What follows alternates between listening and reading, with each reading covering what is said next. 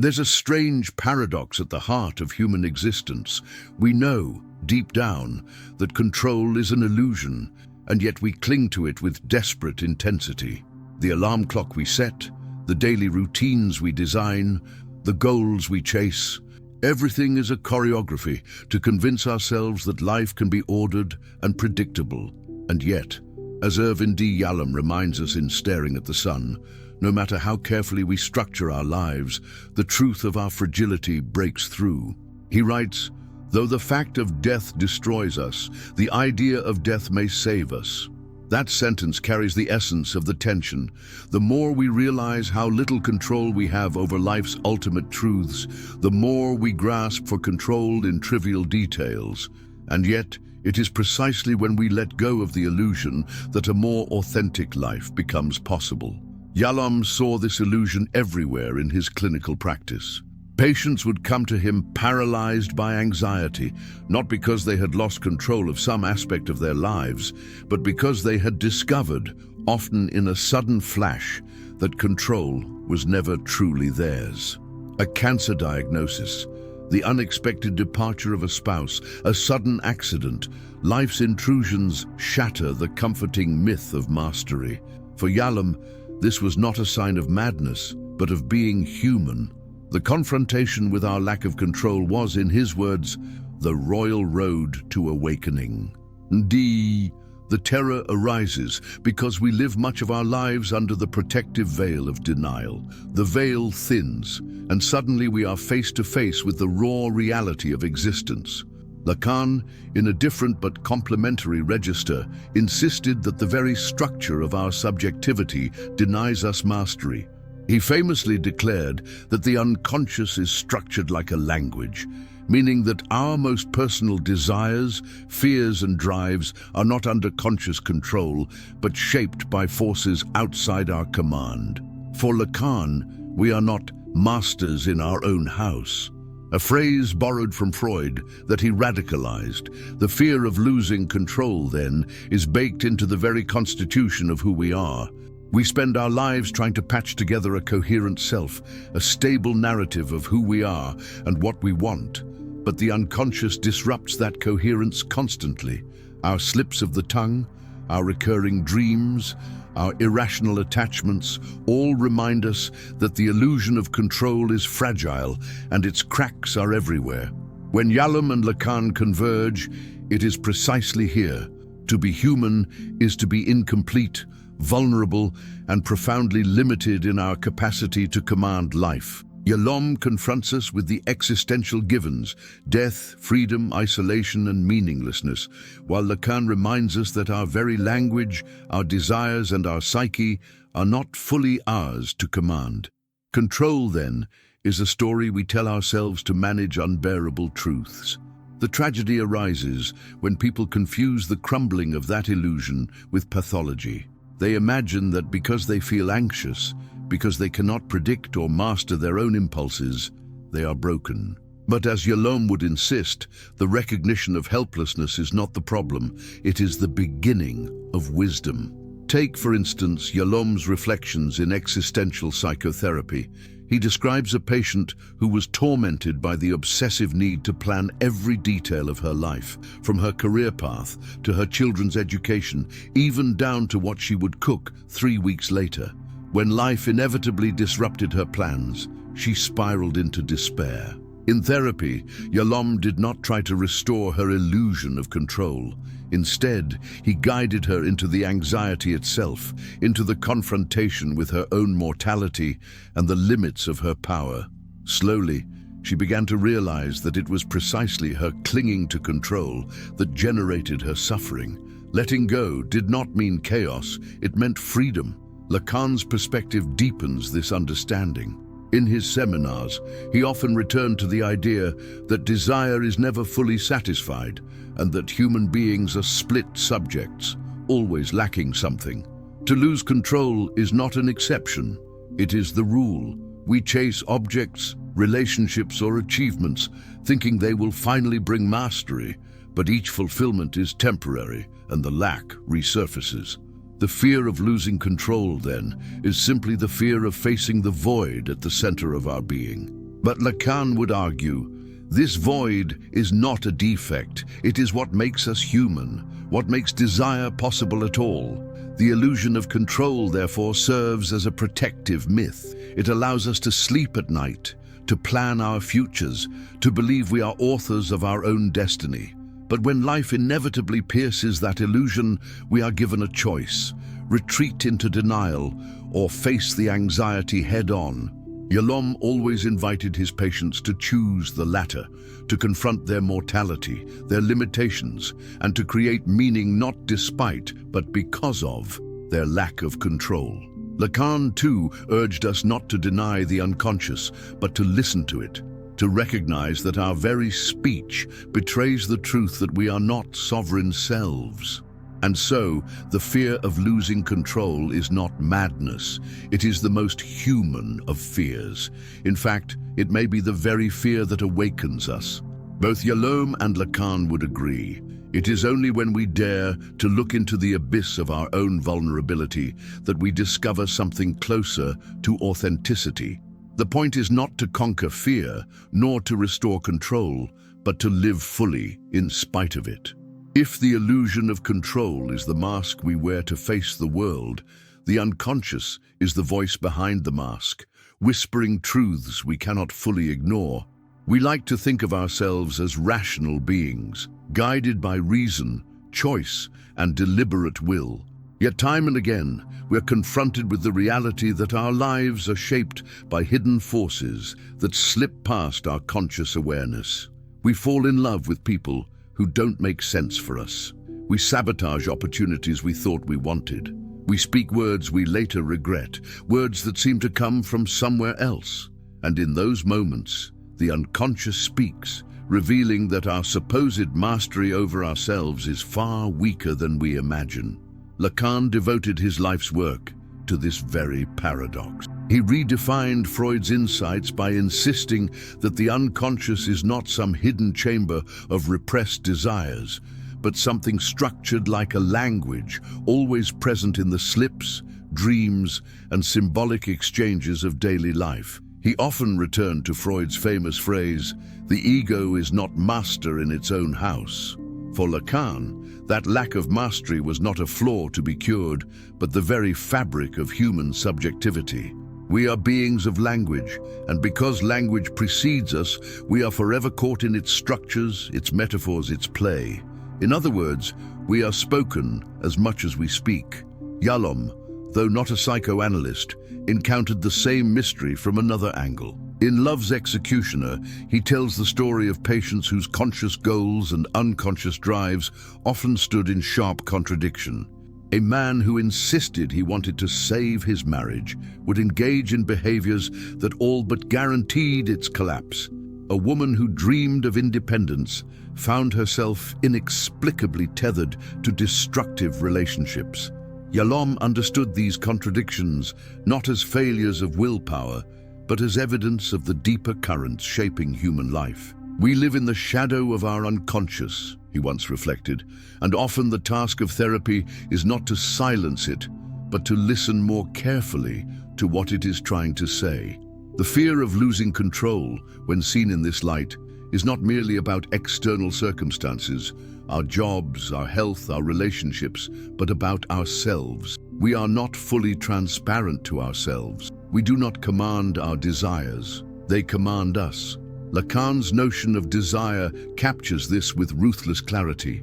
He argued that desire is not simply about obtaining an object that will bring satisfaction.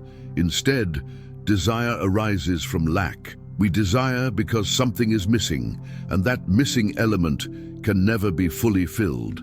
Thus, we are perpetually driven by forces we cannot domesticate.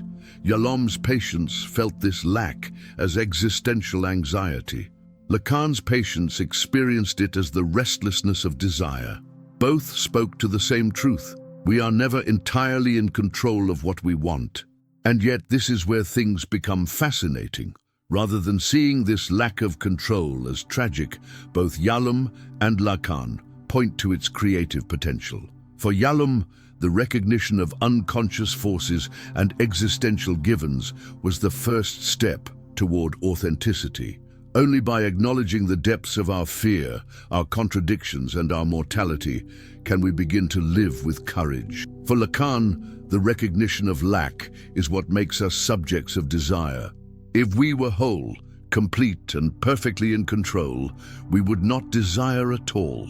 It is precisely because we are fractured, incomplete beings that we are propelled into life, into relationships, into meaning-making. One of Yalom's most moving observations appears in Existential Psychotherapy, where he describes patients discovering freedom not in the conquest of their unconscious, but in the acceptance of its presence.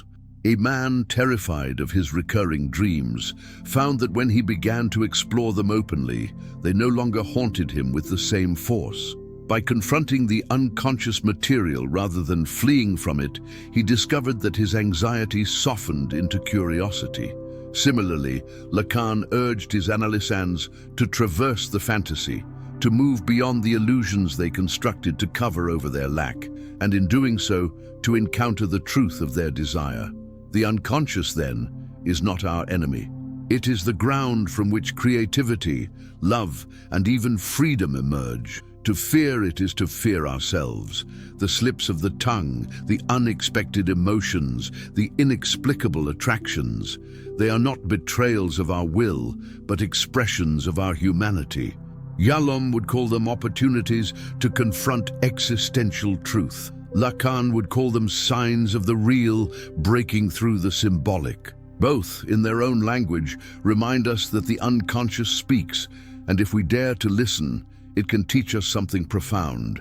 And so, when we feel ourselves losing control, perhaps what is really happening is that another part of us, the part we cannot script or manage, has stepped forward to make itself heard. That voice is not madness, it is not pathology. It is the deeper, ungoverned voice of being human. To live authentically is not to silence that voice, but to acknowledge it, to weave it into our story, to allow it to remind us that control was never the goal. As Yalom's patients discovered, and as Lacan's teachings insist, freedom begins not when we conquer the unconscious, but when we let it speak. There is a moment in every human life when the veil of routine, habit, and external structure falls away, and we are left staring at the terrifying vastness of freedom. For most people, this moment does not arrive gently. It comes with the end of a relationship, the loss of a job, or the death of a loved one. Suddenly, the scaffolding that gave shape to daily life collapses, and what remains is an overwhelming realization. I am free. I am not bound by a fixed destiny. I can choose, and yet that very freedom is heavy, almost unbearable, because it brings with it absolute responsibility. This is the paradox that Irvin Yalom called the burden of freedom. Today, in Existential Psychotherapy, Yalom describes freedom as one of the four ultimate concerns of existence, alongside death, isolation, and meaninglessness. Freedom, in his definition, does not mean liberation in the political sense, but rather the ground-level fact that at every moment we are authors of our own lives. He writes, the individual is responsible for, that is, the author of, his or her own world, life design, choices, and actions. This sounds empowering, even inspiring. But for many, the realization produces not triumph but terror. To be free means there is no pre-written script, no external authority dictating what one must do. And if no script exists, then the weight of every choice falls squarely on our shoulders. Yalom often observed that patients would try to escape this weight by blaming circumstance, fate, or other people. It is easier, after all, to believe that we are puppets of destiny than to confront the radical freedom that confronts us. But the repression of freedom does not eliminate its presence. It only transforms it into anxiety. This is why, in Yalom's clinical experience, the fear of losing control was often a disguised fear of freedom itself. When patients said, "I feel my life is out of control," what they often meant was, "I fear the responsibility that comes with freedom." To admit that we are free is to admit that we cannot hide behind excuses. Lacan approached this theme from another angle, but he too saw freedom as tied to anxiety and responsibility. His famous statement, "The subject is responsible for his position in the other," reveals a profound truth. Even though we are shaped by language, culture, and the unconscious, we are never entirely passive. We cannot blame our parents, our society, or our desires without remainder. There is always a moment in which the subject must assume responsibility for their place in the symbolic order. For Lacan, this is not freedom in the sense of limitless choice, but a responsibility to one's own desire. To ignore this responsibility is to live in bad faith, forever alienated from oneself. This is where Yalom and Lacan unexpectedly converge. Both recognize that human beings will go to extraordinary lengths to avoid responsibility. Yalom's patients would blame external forces to escape freedom's weight. Lacan's analysans would cling to fantasies that masked the truth of their desire. In both cases, the anxiety of freedom was displaced, and yet the therapeutic task was not to alleviate the anxiety by restoring illusions of control, but to deepen the confrontation with responsibility. Yalom encouraged patients to recognize their authorship of their own lives. Lacan challenged patients to traverse the fantasy and assume the truth of their lack. The weight of responsibility becomes clearest in love and relationships. Yalom noted that when a patient claimed to be trapped in a relationship, what they often resisted was the recognition that they had chosen and continued to choose to remain. Responsibility for their freedom was terrifying because it made them accountable for their suffering. Lacan added another layer. To love, he said, is to give what one does not have, which means that love always exposes our lack, our incompleteness. The attempt to control the other or to demand that the other fill our void is an evasion of responsibility. True love, in Lacan's sense, begins when we assume our own lack and stop making the other responsible for it. Anxiety, in this framework, is not simply a symptom to be eliminated. It is the natural response to the recognition of freedom. Kierkegaard called it the dizziness of freedom, and Yalom quoted him often.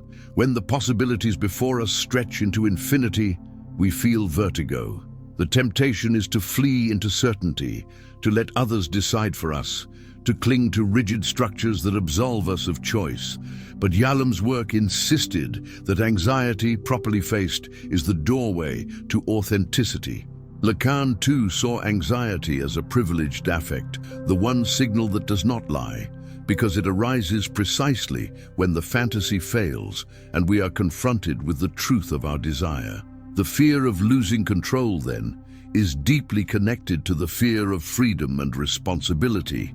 To accept freedom is to accept that control is always partial, provisional, and fragile.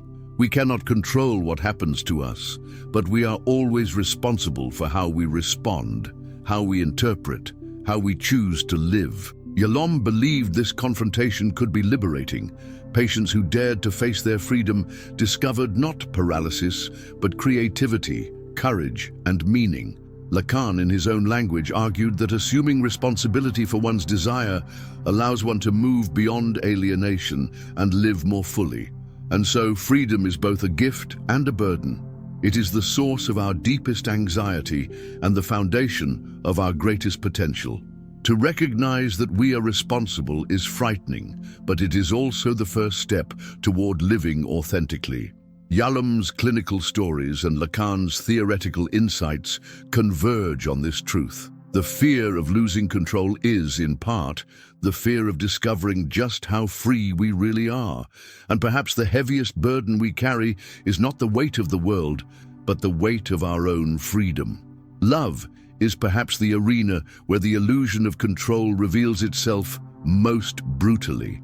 We enter relationships believing that love will provide stability, security, and certainty. We imagine that if we give enough, or if we demand enough, we can shape the other person into the figure we need them to be. But again and again, reality resists this fantasy. Love is unpredictable, fragile, and forever tied to the mystery of another person's inner world, a world we can never fully possess. Both Irvin Yalom and Jacques Lacan understood that love exposes our deepest fear of losing control, and they offered insights into why we struggle so fiercely to manage what, by its very nature, cannot be managed. Yalom, in Love's Executioner, was strikingly honest about the paradox of love. He observed that patients often sought therapy because their relationships did not conform to their expectations of control. A man who wanted absolute devotion discovered that his partner had needs and desires of her own. A woman who longed for independence feared the loneliness that came with it. Yalom's reflections were clear. Relationships fail not because people are weak, but because they demand certainty from what is, at its core, uncertain. Love is not a cure for isolation, he once wrote, but a meeting between two solitudes. In that simple phrase lies the recognition that love cannot dissolve our existential aloneness, nor can it be perfectly orchestrated. It is not mastery, but encounter. Lacan, in his own provocative way, redefined love with his famous formula: to love is to give what one does not have. At first glance, this sounds absurd, even cynical, but Lacan meant that love is not about possessing the other, nor about filling a void in ourselves with their presence. Instead, love is the recognition of lack, the offering of our own incompleteness, our own fragility to another. This understanding shatters the illusion of control. If love is about lack, then it cannot be controlled or perfected because it begins from a place of vulnerability. To attempt to master the other, to demand that they erase our lack, is to distort love into domination. In both perspectives, love becomes a confrontation with the limits of control. Yalom saw this in therapy rooms when couples demanded absolute guarantees: fidelity, permanence, unconditional acceptance. Yet life, with its unpredictability, offers no guarantees. Partners fall ill, grow apart, change their values, or even die. Yalom encouraged patients to face this truth rather than deny it. Love, he insisted, is meaningful precisely because it is fragile. Were it eternal and certain, it would lose its urgency. The awareness of mortality, of loss, is what makes love so precious. As he wrote in Staring at the Sun, though we may long for immortality, it is the transience of life that makes love possible. Lacan too saw relationships as haunted by the impossible demand for completeness. We seek in the other, the objet petit a, that elusive object of desire that we believe will finally make us whole. But the other can never truly give us that.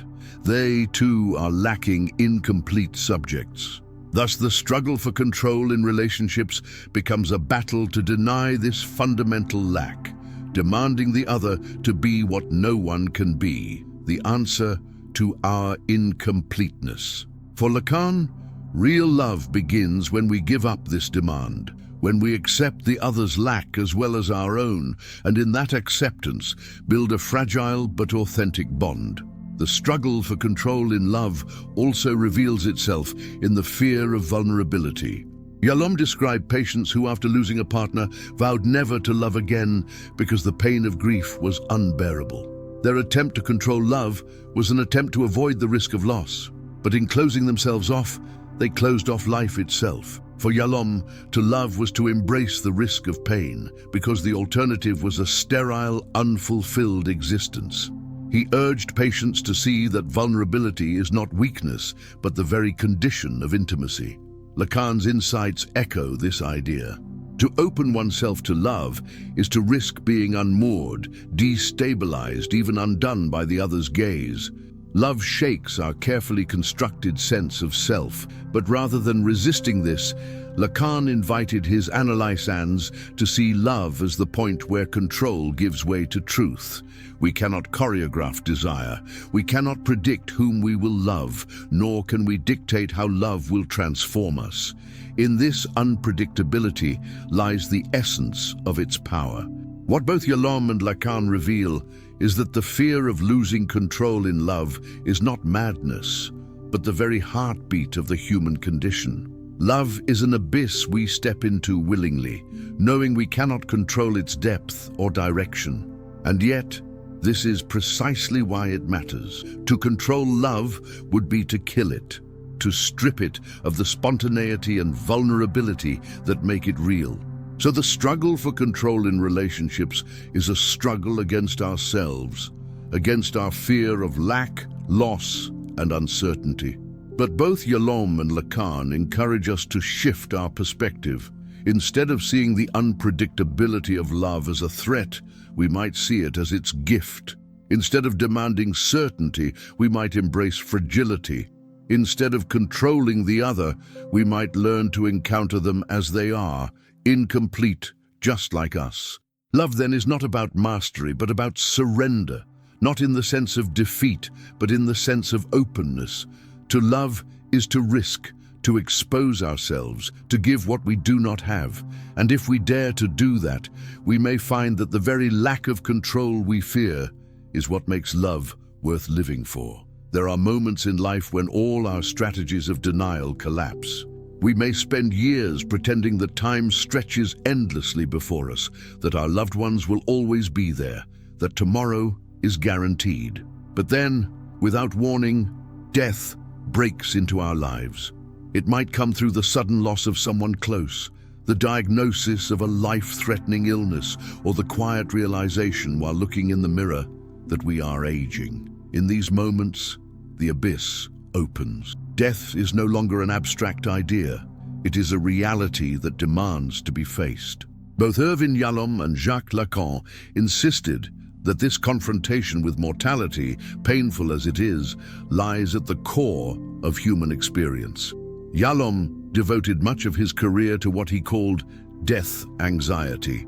In Staring at the Sun, he writes with striking clarity, "Though the physicality of death destroys us, the idea of death may save us."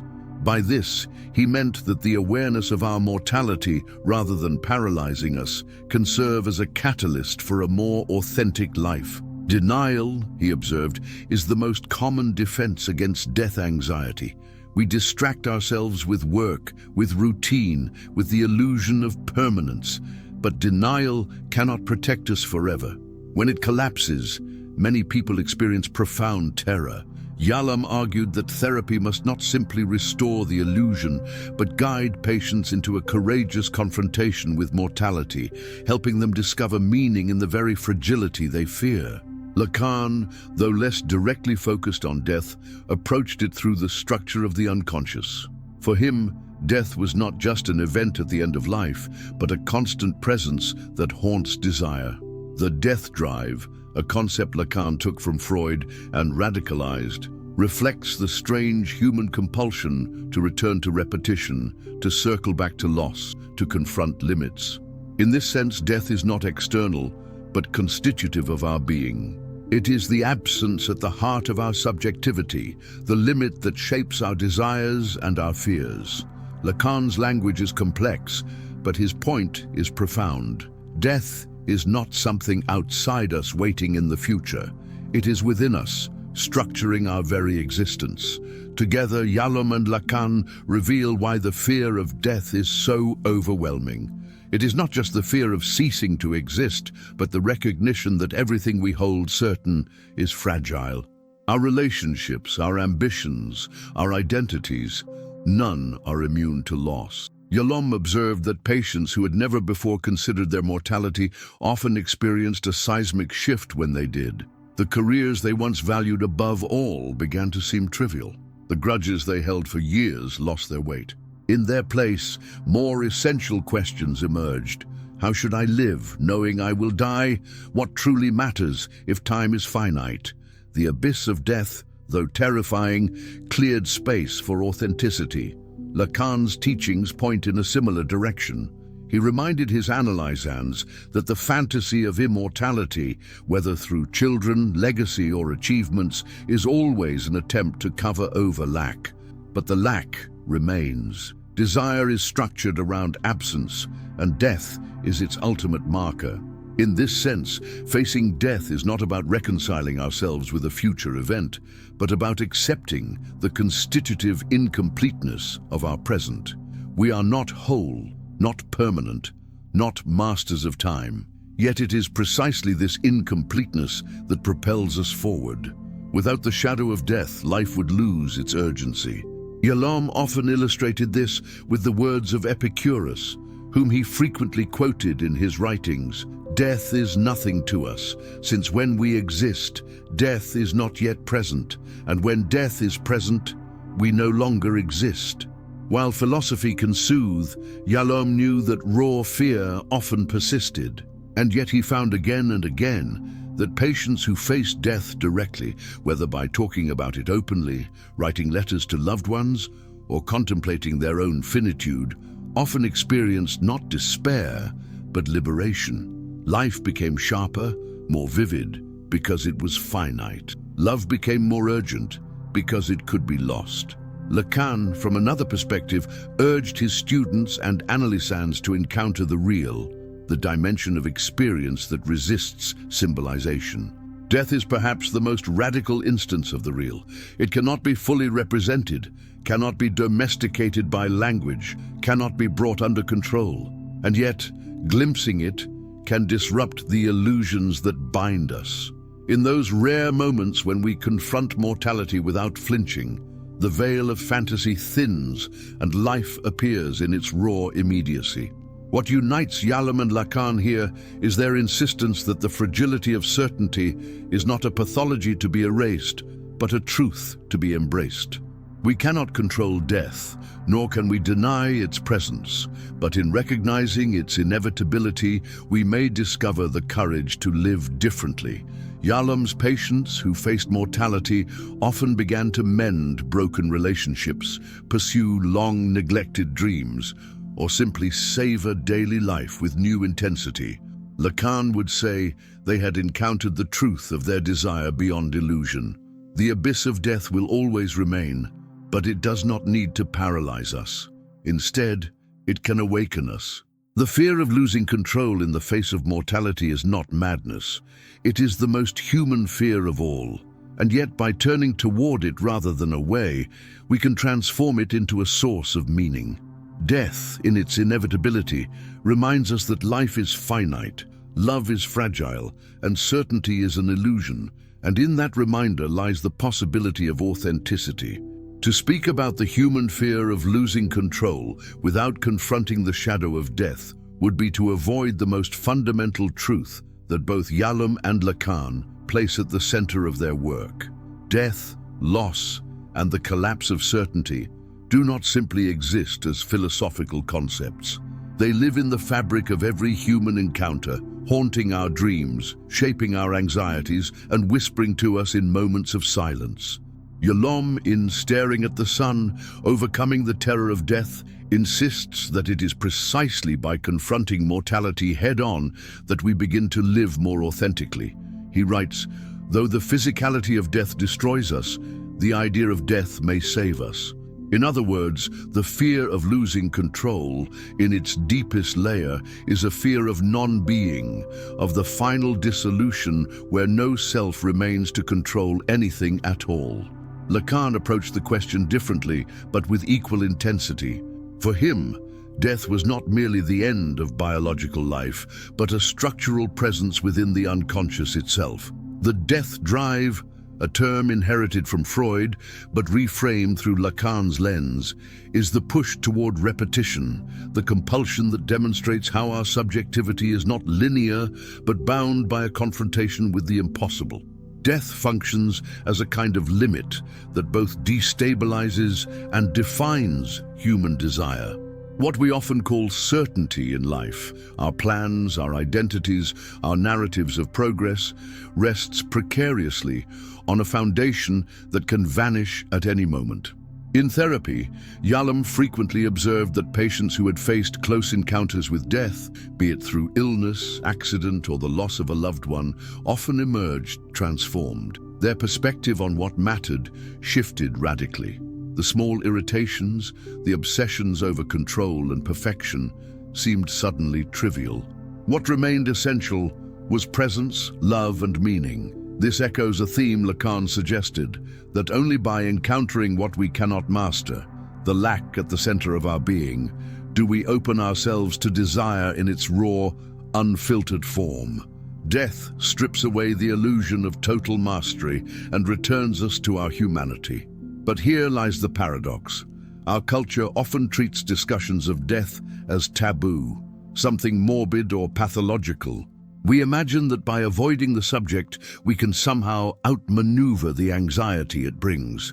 Yalom challenges this directly, noting that repression only fuels a deeper, unarticulated terror. He argues that the refusal to confront death keeps us prisoners of unconscious fear, leading to lives that are smaller, more constrained, and dominated by trivial pursuits.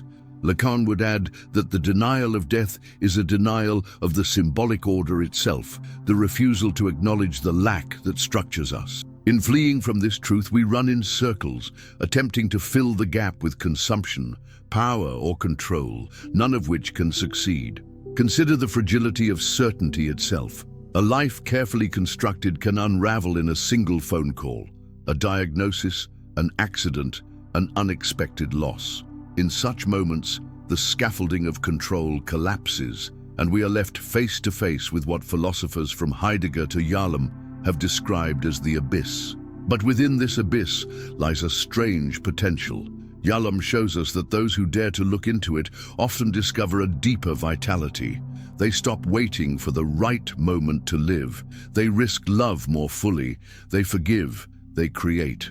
The confrontation with loss becomes the catalyst for authenticity. Lacan's angle provides a more unsettling but complementary insight. For him, the abyss is not an extraordinary event, but a constant presence woven into language and desire. The fact that we can never fully articulate ourselves, that our words always fall short, is itself a kind of miniature death. Every act of speech reveals the gap between what we want to say and what can be said. This perpetual absence, this lack, is the unconscious echo of mortality. Thus, every attempt to seize certainty is haunted by the fact that certainty is structurally impossible. Together, Yalom and Lacan teach us that the fragility of certainty is not a reason for despair, but a call to courage. The human task is not to eliminate fear, but to live with it, to use it as a compass. When we accept that death is inevitable, that loss will come, that certainty will never be absolute, we stop fighting the impossible battle for control and begin to inhabit the freedom of what is. In this way, the abyss becomes not an enemy, but a teacher. It is here, standing before this abyss, that the title of our exploration comes full circle. The fear of losing control is not madness, it is being human. And in facing the deepest layer of that fear, death itself, we may find the possibility of living with greater intensity, deeper connection, and a courage that refuses to hide from the truth. If this journey into the human struggle with control and freedom resonated with you, don't let the conversation end here. Subscribe to our channel for more deep explorations into Yalom, Lacan, and the truths that shape our lives. Share your thoughts in the comments. What does losing control mean to you? And if you found value in this video, give it a like to help more seekers find it. Remember, every week we uncover new insights that challenge the way we see ourselves. Stay curious, stay human,